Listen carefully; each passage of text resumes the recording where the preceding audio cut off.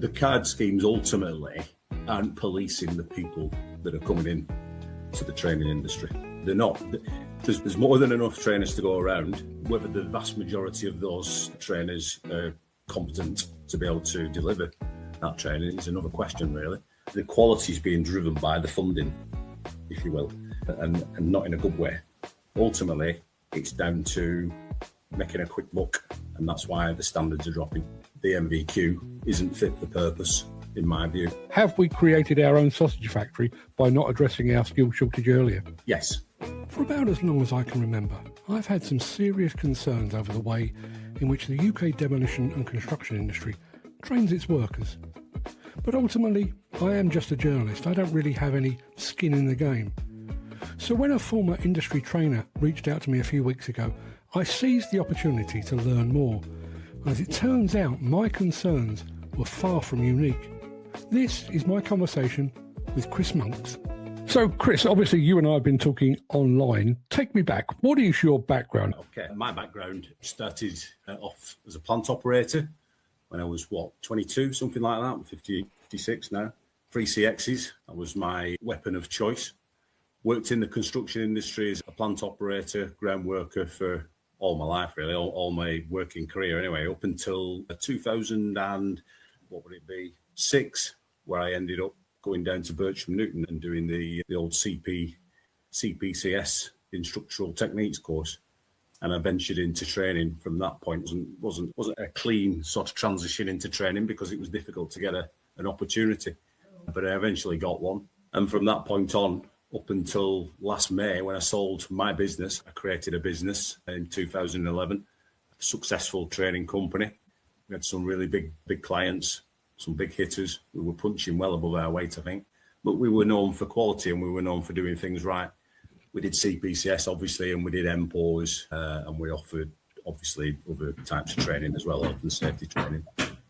And then the opportunity came along for me to sell the business. I realised that I couldn't do any more with it. I couldn't take it any further. I didn't have the passion, and one or two personal issues at home meant that I needed to offload it.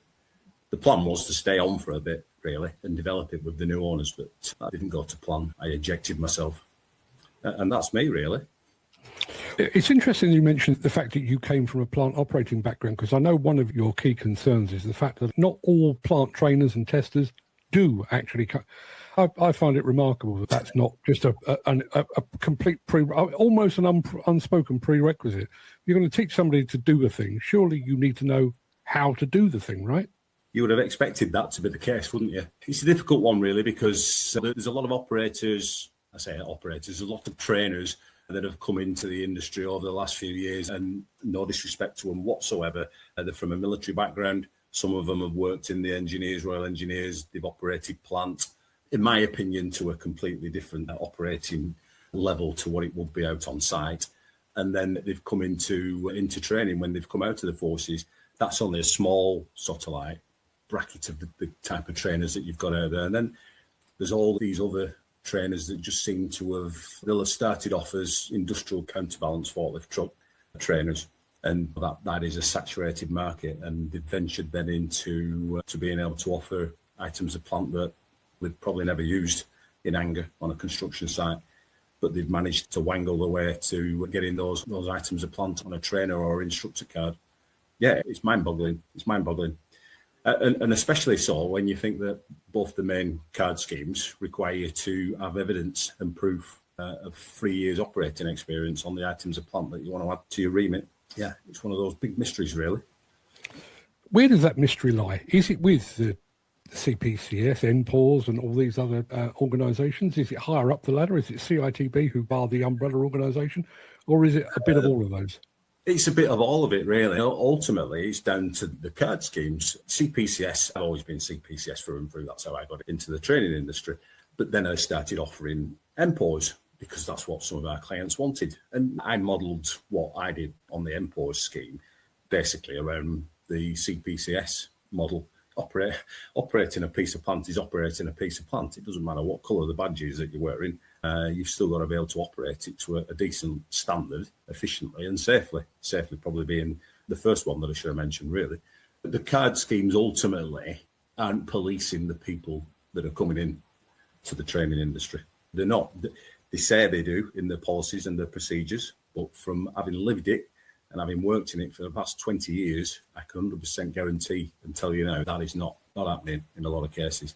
And unfortunately, one of the card schemes is worse than the other. So, yeah.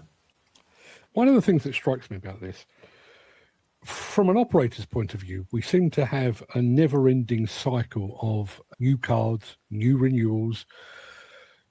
Once you could operate an excavator with a card, now you've got to be an excavator of a certain weight. If you want to go above that weight, you need another test. If you're working with a different type of attachment, that might need another card, and so on. I'm thinking about that from the operator's point of view, but has that had an impact on trainers?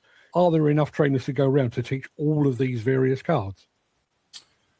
There's more than enough trainers to go around. Whether the vast majority of those trainers are competent to be able to deliver that training is another question, really. There's definitely enough trainers to go around. It's become open season plant training. This is one of the things that kind of killed it for me, really, towards the end. Made me, I don't suppose that. Yeah, it probably did make me a little bit bitter, and other people as well.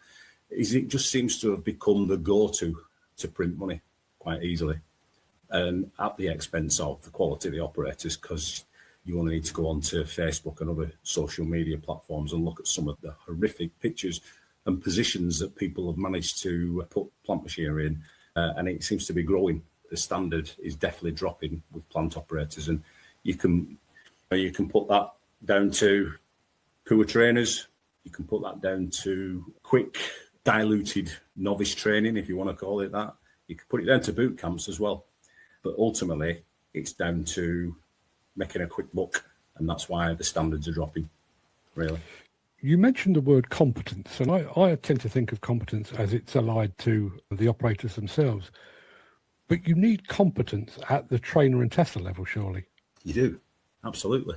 And this is why both schemes clearly state in their policies, when you go onto their websites of how to become a trainer, that you must have a minimum of 3 years documented evidence of having operated the items of plant that you wish to train people on. Now, that just sounds perfectly reasonable and normal to me. Why wouldn't you, as we've already said? But it's not happening. People are getting... I've had trainers at my training centre who have asked if they would go and do a certain type of training on a specific piece of machinery. And we've had the uncomfortable conversation whereby they said, I'm happy to go and assess and test, but I won't be comfortable training somebody on that piece of machinery. And then when you get down into the nitty gritty, they've never used one. Then obviously you don't use that trainer anymore, do you? The comment that I always have on, I'm stealing it from a movie, who watches the Watchmen?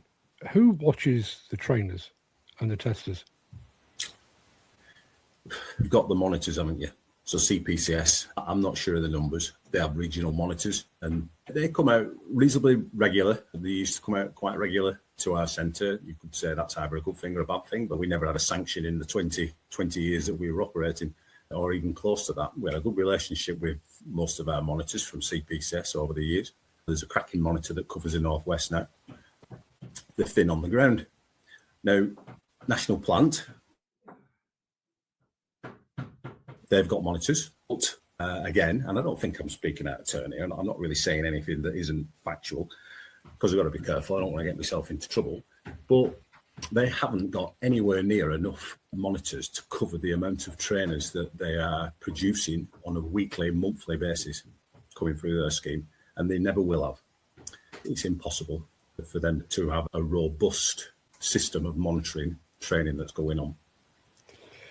Can't be done. Whenever we talk about cards and the card schemes, we always talk about spurious cards, people sitting tests for other people. Yeah. You can get yourself a CPCS or a CSCS card via Instagram for 800 quid or whatever it might be. How are these non-qualified trainers getting through the system? Is there a similar thing in operation there? How are they getting through the system? Well, I've been asking myself that question for a while, really, but unfortunately, the documentation that they're producing, I would imagine, that suggests that they have more experience on plant machinery isn't quite as true as it might look on paper. That they're producing backgrounds on machines that they've never operated. And the card schemes are taking it on face value and not doing enough checks. Now, what I will add to that is that, again, and this isn't about me doing a hatchet job on one card scheme or the other. They've both the main card schemes, the CPCS and NPORS.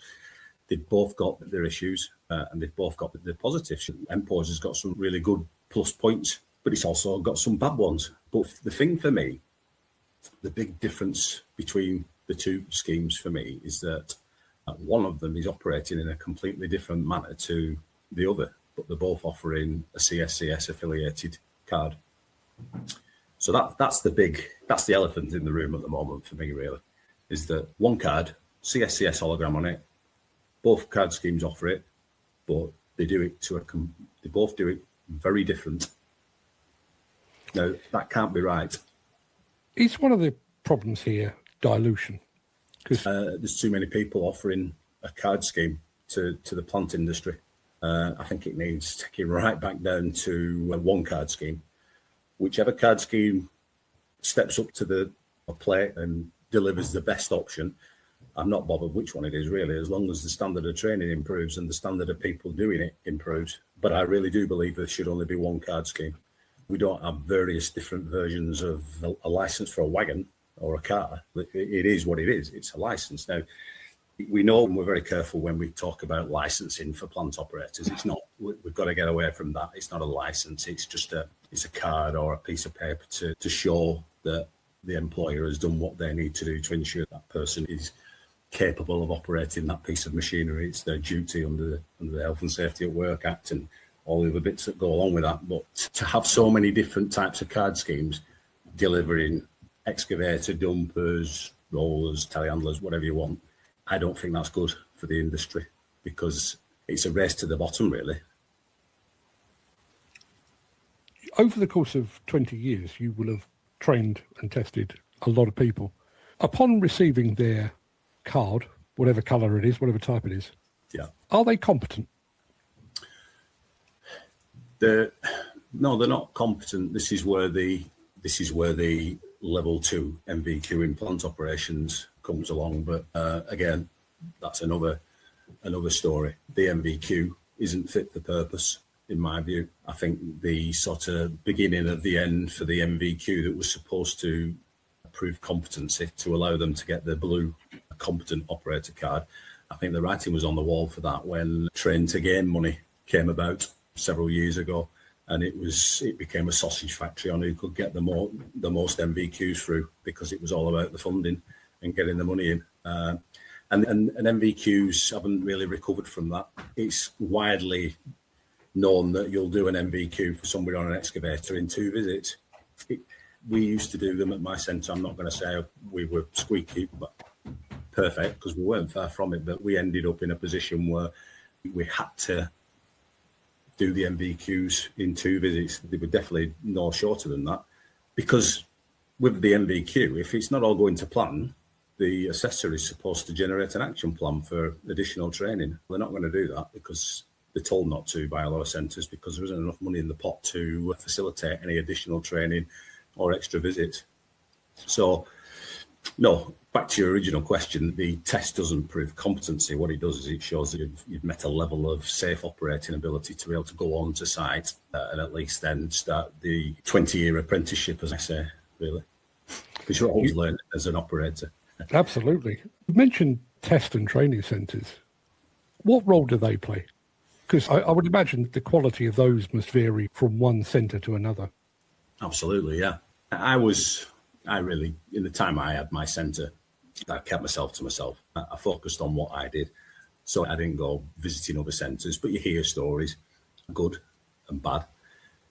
There's some good centres. There's some really good centres out there. Flannery's got some centres that are doing really good work. There's a company just down the road from me, Northwest Services. They've got a cracking centre, and they just focus on plant training. They didn't do what I did and started venturing into other things. They focus on plant because Simon, who runs it, he's a planty, and that's what his passion is. But as well as that, there are some centres around and about that they don't quite do what they should be doing. They dilute the duration of courses. There are strict guidelines on how long a course should take. depending on how many candidates are on it. But you'll see them often advertised on Facebook, 5-day novice courses for an excavator. I don't even know how anybody could keep the face straight typing that onto Facebook, really. I find it interesting that you just mentioned Flannery. Flannery are a big company and they're a very forward-thinking company. But as an industry, are we not supposed to have the CITB, NPORS, CSCS, CPCS? Are they not supposed to be taking care of the training? And I guess a follow-on to that there are some major projects in the UK, Hinkley Point, HS2, where you need a card basically to get on the site. But the joint venture contractors that are actually running those sites are then requiring you to sit an additional proof of competence. So even the industry itself clearly has very little faith in those cards. Yeah, I've heard this quite recently, actually, where quite close to where I am, a plant hire company was insisting that the operators, whether they came with a blue CPCS card or whether they came with a CSCS accredited NPORS card, they were insisting that the operator showed the plant manager or whoever it was in the yard their ability on that machine in the yard somewhere. They weren't taking the cards on face value anymore.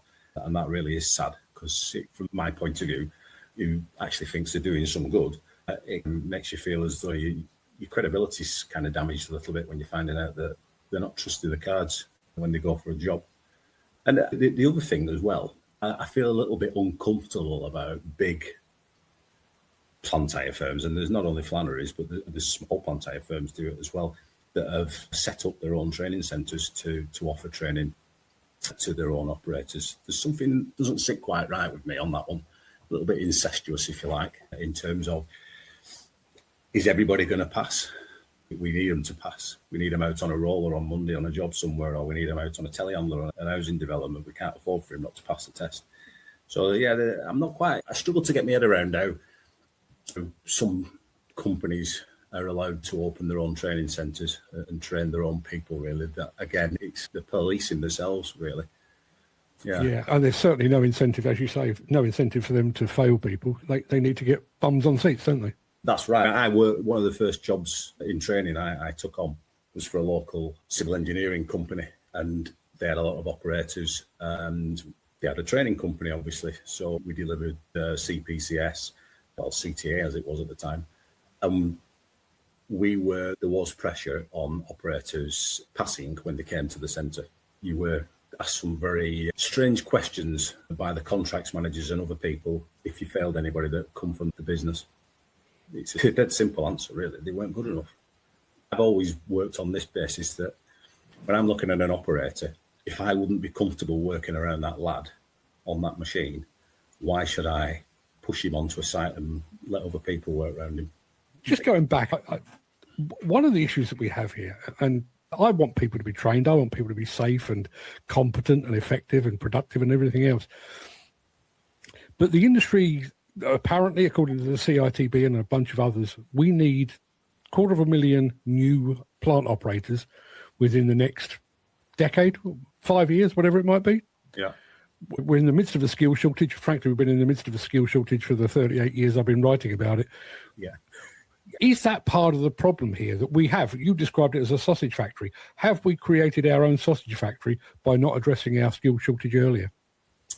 Yes, because the powers that be down in London who need to show that they're changing things, that they're improving people's potential job prospects, and they think the solution, obviously it is part of the solution, they just chuck a load of money at it.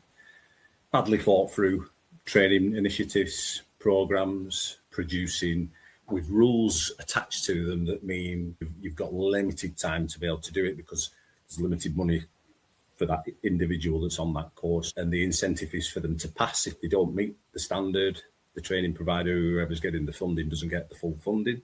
It's all got a little bit messy in terms of the quality's being driven by the funding, if you will, and not in a good way.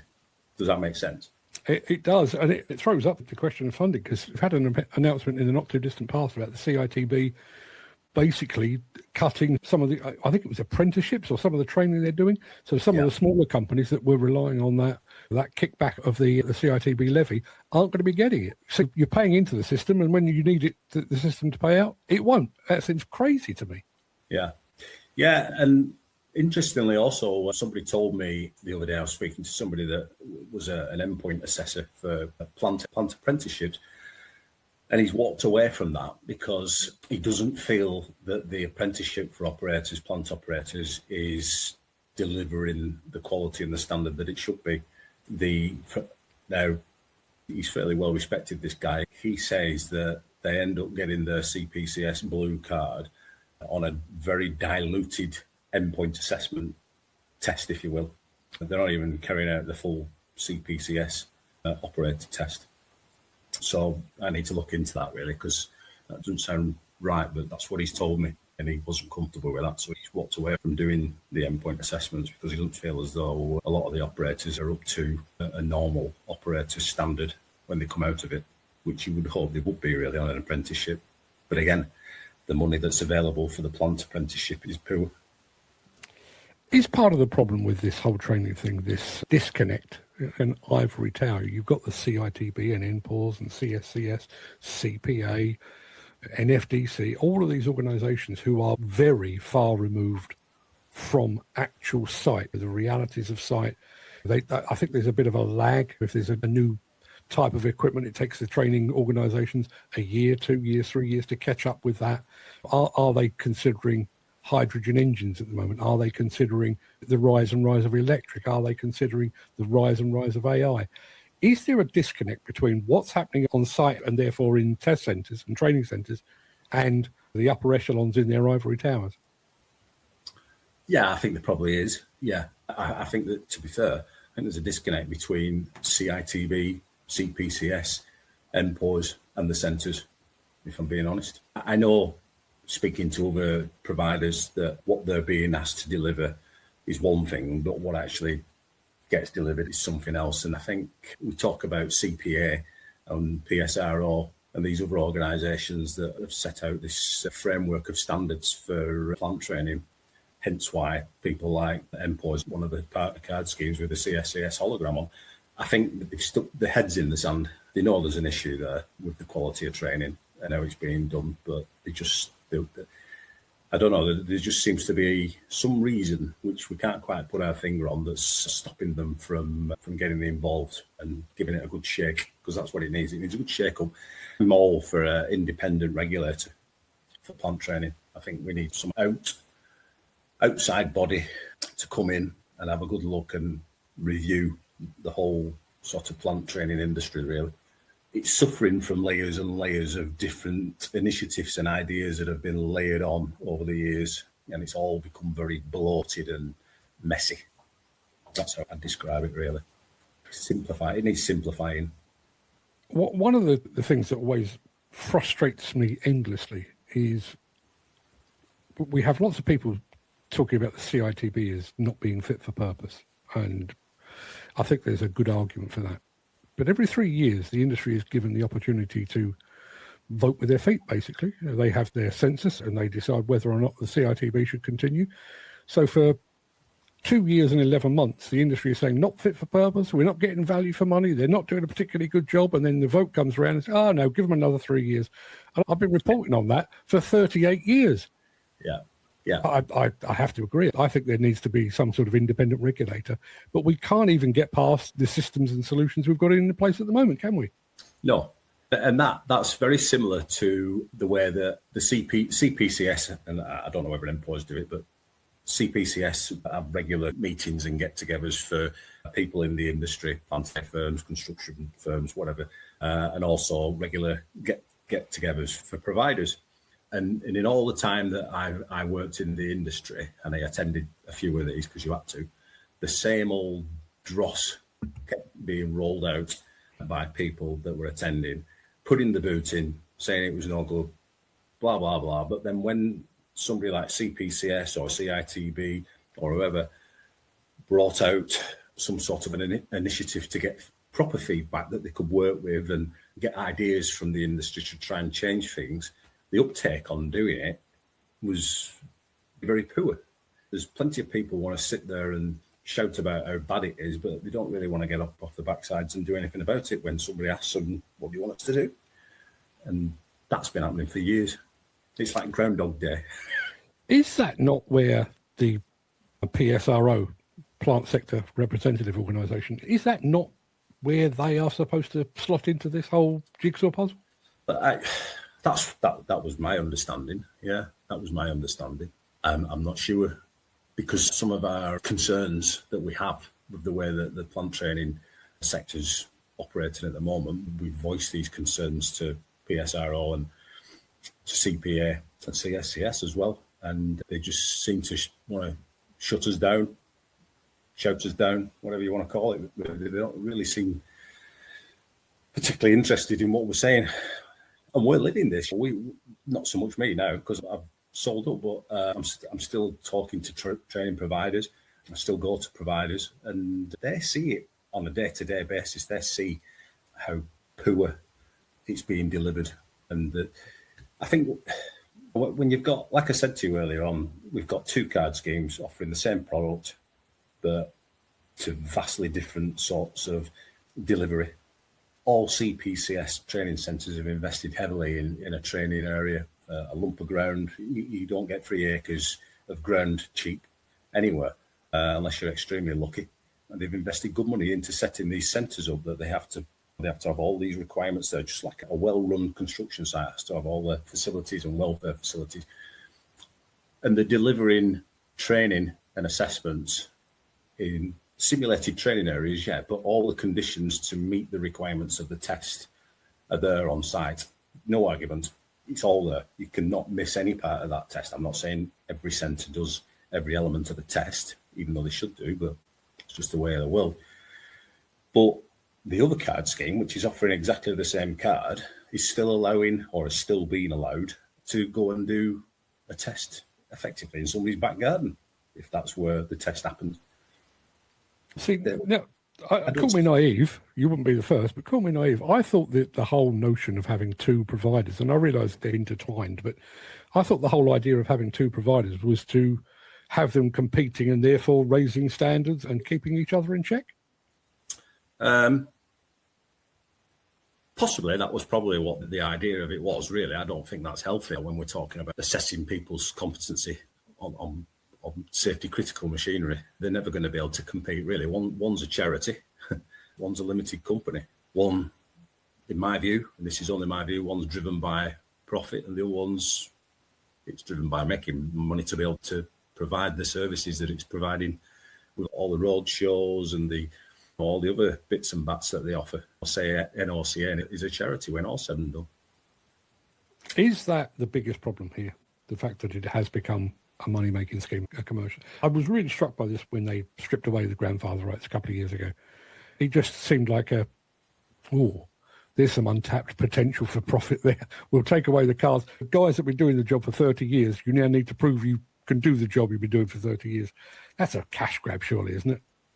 Yeah, and that's kind of when you're at the front end as the coalface, as we are. We're the ones that hear that on a day-to-day basis from companies and candidates. It's just another money-making scam. It's just a racket, this. And in some respects, you have to agree with them sometimes, but unfortunately, you can't really say that out loud, because then you'd be in breach of your contract that you've got with the card scheme, because you've got to speak of it in only high terms.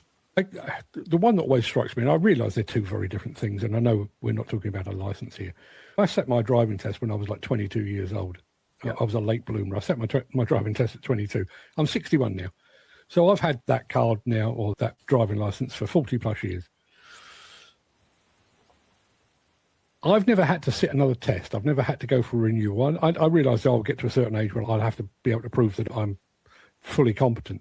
Yeah. Yet with the card schemes, they seem to be treating it literally in 5 years' time. You may have forgotten all of this, so you'll have to sit another test. Again, it's a cash grab, isn't it? Yes. I think the thing with that is both card schemes offer the logbook system for operators. You get your logbook, either digital or paper version, whichever you prefer, and you record your hours that you're using the machinery. I know a lot of people don't like doing that. The operators don't like doing that. It's a faff. But if they don't record the hours and they don't get the minimum 300 hours per category over 5 years, 300 hours is not a lot of hours really over 5 years. But it will be for somebody that's got maybe 10, 15, 20 categories of plant on the card, and they're probably only using 10% of those machines on a regular basis. That's why you have to be assessed, or you've got to prove that you're using the machinery, because there are categories of plant on people's cards that in some cases they've never used, but they don't use on a regular basis. So you're not using a machine on a regular twice a year. You're not going to be up to a very decent standard on that machine. After you're going to get skill fade straight away if you're not using it very often. So there's got to be some way of clarifying if you're still cutting it on the items of plant. And then if you can't prove the hours in the book, you're supposed to do an on-site assessment. So a tester would come out onto site, or you'd go to a centre and he'd watch you carry out certain tasks with a machine on site. Given the fact that we've got an industry that has been, at least partly, to a large degree, been pushed into self-employment now, operators now going through umbrella companies or being self-employed and having to run their own books, all of this unfairly penalises those guys. If you're working for a big contractor and somebody's paying for you to go and refresh and take new tests as new equipment arrives and that kind of thing, you're hunky-dory. If you have been pushed into self-employment, you're funding that yourself. That stings, right? Yeah, it will do. It will do. But I don't know what, I'm going to be a bit out of touch on what the rates are for plant operators these days. But I've always seen it as you're investing in your own future. The self-employed guys are probably going to be in a little bit of a better position than what the employed ones are, I guess. Possibly the rates are slightly better. All right, they don't get the holiday pay and so on and so forth, but that's their choice to be self-employed. It's like any other sort of like sole trader or business. You have to pay for your own tools, don't you? You have to provide what you need to be able to carry out your job. Breaking all of this down to absolute brass tacks here, the reason that I wanted to speak to you was because I do believe that there are some very serious flaws with the training operations in the construction industry in the UK. And from all that we've discussed, you agreed with that. But what we're trying to provide here is a competent, and you said it yourself, above all, a safe workforce. Given all that you know, given all that you've seen, given all the problems in the background, are we doing that? Not as well as we should be. That says it all. Yeah, that's that. Yeah, we're not doing it as well as we should be. We're not sending people to the moon here. We can do that successfully. We're training people how to operate plant machinery and giving them an opportunity to go out onto site and get better, because that's where it happens. When you get out on site and you actually start operating the machine, that's where you get better. You don't get better at a training centre. You just get given hopefully you get given the sort of ingredients to be able to make the cake when you get out on site. Given all that we've said, given your experience, if you were made Minister for Construction Equipment Training tomorrow, what does your manifesto look like? What are the key changes you would like to see that would actually move the needle to a safer workforce? I think the first thing I would do is I would insist that we only have one scheme. And again, as I say, I'm not bothered which one it is, but there's one card scheme. I would also insist that all assessments for plant operators, with the exception of the ones that you just can't practically do at a training centre, if you're using a concrete pump or something like that, or a crusher or a screener, we need to be on site for that. But that said, any on-site tests should be 100% monitored, but all tests should be done at a training centre. They're the first few things that I would do. I'd limit how many categories that trainers can have on the remit for delivery. It's ridiculous when you look at some of these trainers' cards that have got 30 odd categories of plant on there. That shouldn't be happening. They should have the items of plant on there that they specialise in. I had excavators.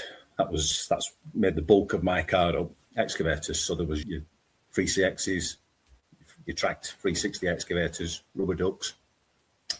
And then we have the forward tipping dumpers and telehandler and rough terrain mastiff forklift on there as well. Not a lot really compared to a lot of testers, but that's because that's what I operated when I was out in the industry. I started at a plant hire firm, so I was lucky enough to be able to get a decent selection of machines on my card. But I didn't start going and operating mobile elevated work platforms. I see guys that have got CVs that clearly state that they've worked in groundworks, deep drainage, all the working life on machines. But somehow they'd managed to get 3 years operating experience on a mobile elevated work platform. I don't know whether I was missing something when we were doing the deep sewers, but I don't think we ever used the cherry picker down at Trench. So yeah, you've got to get in and out somehow, I guess. So yeah, I would limit how many categories to probably a maximum of 5 categories, not including endorsements such as above and below 10 ton, but five separate categories. That's what I'd limit. We've mentioned safety quite a few times. Unfortunately, we are still one of the biggest killers of people in industry. We are the biggest. Does an improvement in training overcome that? It's certainly going to go somewhere to helping. It would have to, because if it doesn't, we might as well just pack up. But we all know that operators, they go into a different world as soon as they leave the training centre or they've finished a training course. Even experienced operators, they'll go on site and they'll operate slightly different to the way that it's just like when you're driving your car. Would I pass my driving test now? Probably not. But I think one of the things that probably needs to change is the sort of pressures that are put on plant operators in the industry to meet deadlines and timelines for schedule of works and that sort of thing. I think there's too much pressure put on operators, which obviously then leads them into rushing whatever it is they're doing, and that's where your accidents end up.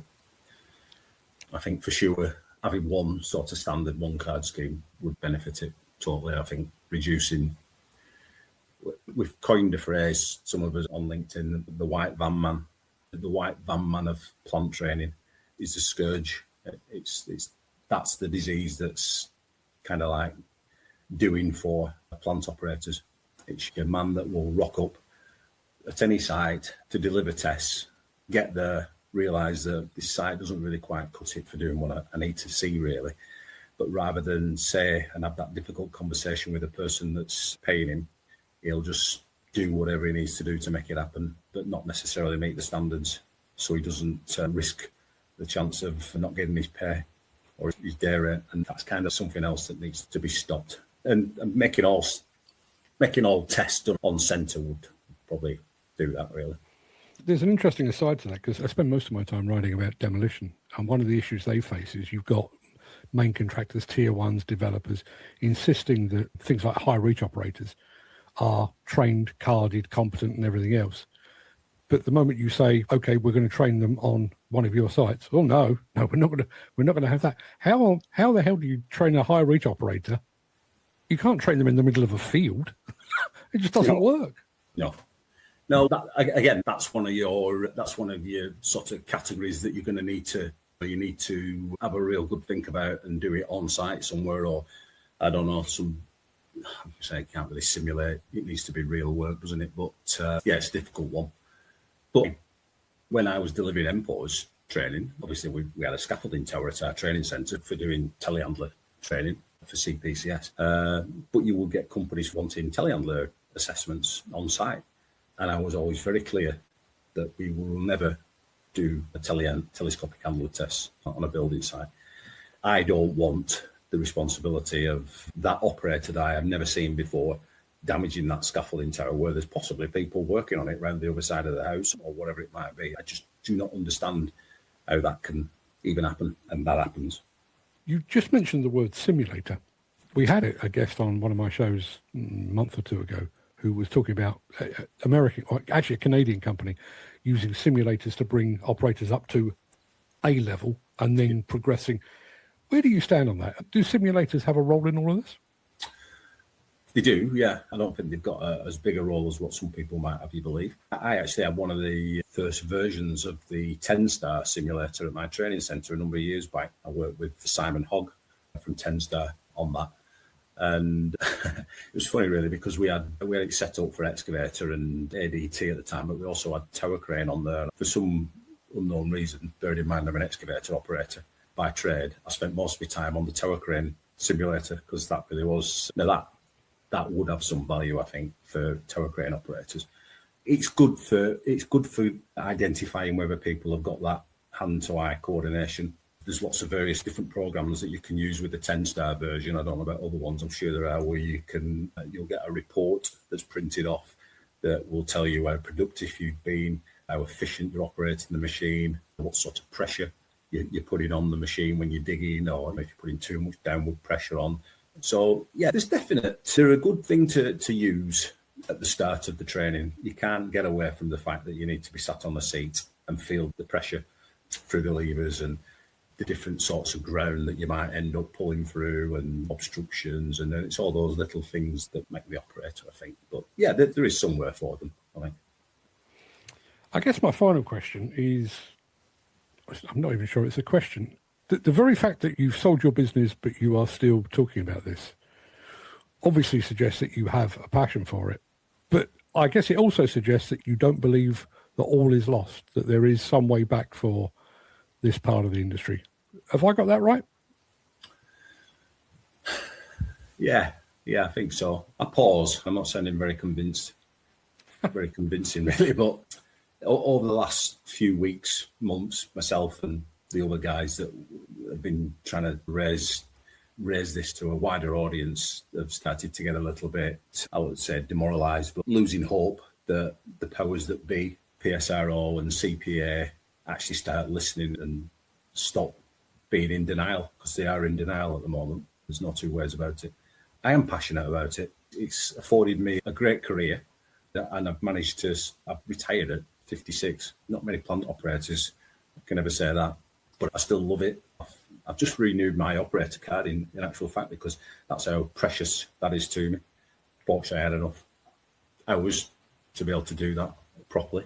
I think there is still hope. We just need to get the right people around the table. There needs to be a sit down with the right people, and we need to get it all out there and action some real change.